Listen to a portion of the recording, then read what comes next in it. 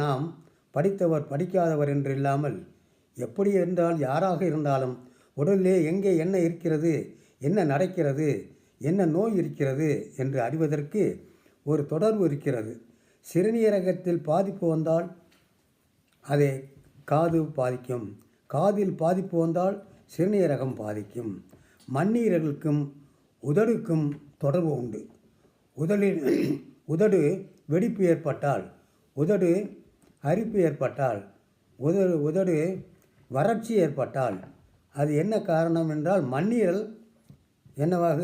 அது நிலையில் இல்லை, இயல்பு நிலையிலிருந்து மாறியிருக்கிறது.